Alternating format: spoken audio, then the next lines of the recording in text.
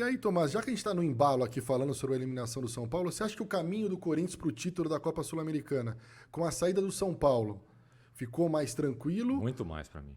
Ou esse time da LDU é bom? Não, esse time da LDU é bom, o time do Defensa e Justiça ficou na frente do Boca no último campeonato argentino, mas eu não sei vocês. Eu prefiro... Primeiro que a desgraça é menor se você perder uma decisão da defesa, do time do Defensa e da LDU do que de um rival direto. Claro, é muito mais legal também você ser campeão em cima de um rival. O primeiro título brasileiro do Corinthians foi em cima do São Paulo, 1990. Mas, sinceramente, eu acho que o São Paulo é mais time que a LDU e acho que o São Paulo é bem mais time que o Defensa e Justiça. Acho que o Botafogo foi um acidente de percurso. Além de ter jogado com reservas, tanto na ida quanto na volta, ele poderia ter vencido tranquilamente o primeiro jogo por 2-0, 3-0, não ganhou, tomou um gol de empate bobo e acabou sendo eliminado. Eu diria até que o Corinthians hoje é o favorito, porque esbarra no lance de jogar segunda fora contra o Fortaleza. Se a segunda fosse em casa, fosse na Neoquímica Arena, eu diria que o Corinthians seria até bem favorito para conquistar esse título. Agora, no final decide final em Montevidéu. Final é Campo Neutro, Montevidéu. Em outubro e tal. Tomás, você já esteve em muitas entrevistas coletivas, você fez muita entrevista coletiva de jogador, de técnico e tal, e a gente está acompanhando nas últimas coletivas do Luxemburgo, um cara extremamente, não sei, nervoso, bravo, eu não sei o que está acontecendo com o Luxa, cara. Você acha que é normal, é uma tensão? Ele respondeu atravessada pro Vessone. Pô, o Corinthians tomou 30 finalizações contra o... Não dá para dizer que isso é estratégia, né? Aí ele vem e diz que é estratégia e tal, enfim. Você acha que está acontecendo com o Luxa? Ele está muito pressionado? Ou ele acha que ele está sendo desvalorizado? Porque na cabeça dele, talvez 2 semifinais, uma Sul-Americana e uma Copa do Brasil. Tá dando uma de Calil, né? Vamos falar a verdade.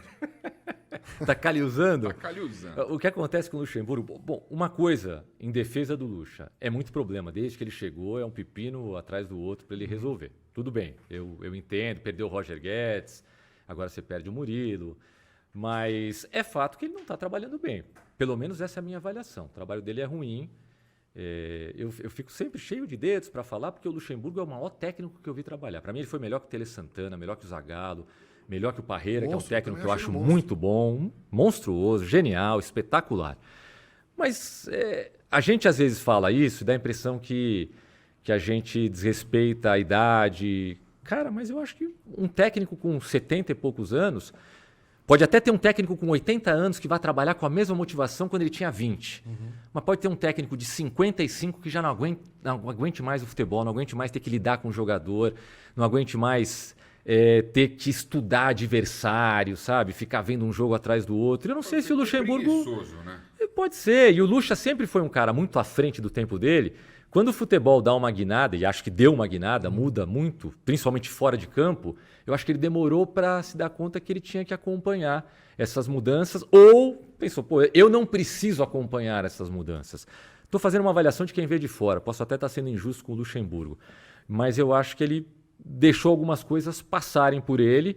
E acho que quando o cara tem 70, 75, eu mesmo com 47, às vezes eu acho que eu falo coisas que se eu tivesse 30 eu teria um pouco mais de receio de falar. Parece que você vai filtrando menos. E nas coletivas eu acho que ele filtra menos do que ele fala. E lá atrás, quando ele filtrava menos e falava às vezes uma bobagem, ou fazia uma brincadeira, ou uma piada meio fora de contexto, como ele era bom pra caramba, a gente deixava pra lá.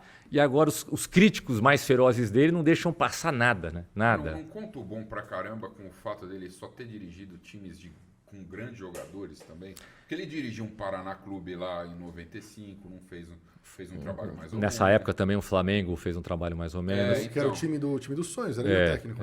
E ali, mais recentemente, ele tem trabalhado nos times meia boca aí, né?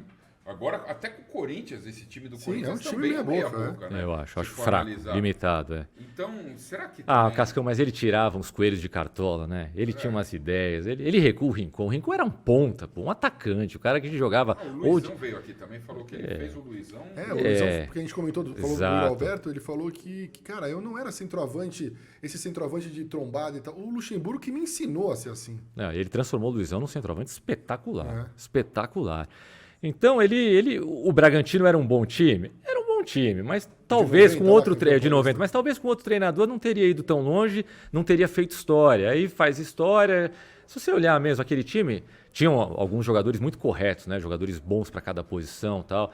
Mas bom mesmo, assim, espetacular, era o Mauro Silva. Que também não era centroavante nem camisa 10, era um volante. Tinha o Mazinho também, né? O Mazinho era muito bom. Mas também depois do Bragantino... Ele foi pro Bayern de Munique. Chegou pro Bayern de Munique, Mas, teve uma Jogou passagem. no Cruzeiro também. Eu não lembro, ele jogou em outro time grande, ou em algum time grande quando ele sai do Bragantino ou quando ele volta da Alemanha, mas... No Corinthians ele nunca jogou. No Corinthians não, no Corinthians não. Tinha o Silvio, assim, enfim, mas Não, eram isso bons que você falou. jogadores, mas... Levar um time, naquela época aqui, o Campeonato Paulista E era um outra, campeonato o difícil. Palmeiras, ele já teve, antes do... É claro que o time da Parmalat era um ponto fora da curva, né? Os caras contrataram numa semana só Antônio Carlos, Roberto Carlos, Edilson e Edmundo. Acho que nunca mais isso vai acontecer na história do futebol brasileiro. Uma semana com essas 4 contratações, com esse nível de contratação. Mas o Palmeiras de 86 também contratou pra caramba. De 96, né? Não, o de 86. Ah, o Quando estava Palmeiras. 10 anos na Ah, fila que e não. perde do Inter de e Limeira perde da final. Inter de Limeira. O time que tinha Jorginho. Mendonça, Jorginho, Éder, Verdade. um time espetacular. O time de 89 com o Neto também contratou pra caramba e caiu diante do Bragantino. Ficou invicto durante muito tempo, acabou perdendo a invencibilidade. Perde a na França. invencibilidade num sábado pro Bragantino, na quarta o Bragantino ganha do Novo Horizontino e confirma a classificação com mais pontos. Era um triangular semifinal. Então, a gente vê tanto time bom, com um monte de estrela, que o técnico não dá certo. O Luxemburgo deu certo naquele time. Montou o time de 2004 do Santos era muito bom também, o time do Cruzeiro espetacular. Então, eu entendo, Cascão, que isso ajudou para a gente criar esse monstro que é o Vanderlei Luxemburgo. Mas se ele não fosse um cara muito bom... E outra coisa, todo técnico que trabalhou com ele... Todo técnico. Quase todo jogador que trabalhou com ele, você pergunta, qual foi o grande técnico com quem você trabalhou? Luxemburgo. Sim. Verdade, isso não dá para negar. Todos falam isso. E você quer fazer uma pergunta do chat? Não, eu ia perguntar para o Tomás e aí também Pode perguntar. saber de você. Muito se diz, inclusive o Salazar da Gazeta trouxe essa informação, de que o Luxemburgo não fica para o ano que vem.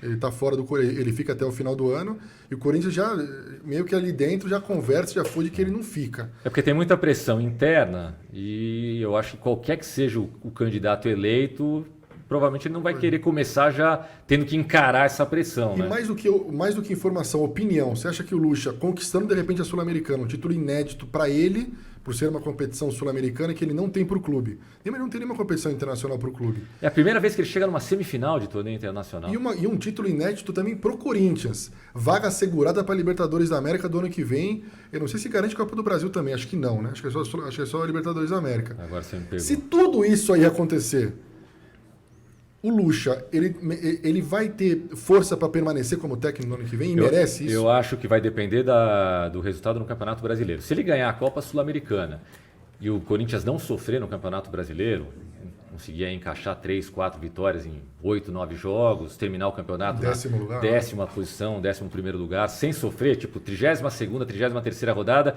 Putz, lembra lá atrás que a gente falava em rebaixamento? Graças a Deus passou. Aí eu acho que é capaz dele ficar com o título da Sul-Americana, mas hoje eu entendo que o Corinthians, quanto mais ele vai passando aí nessas outras competições, mais ele vai se complicando no Campeonato Brasileiro.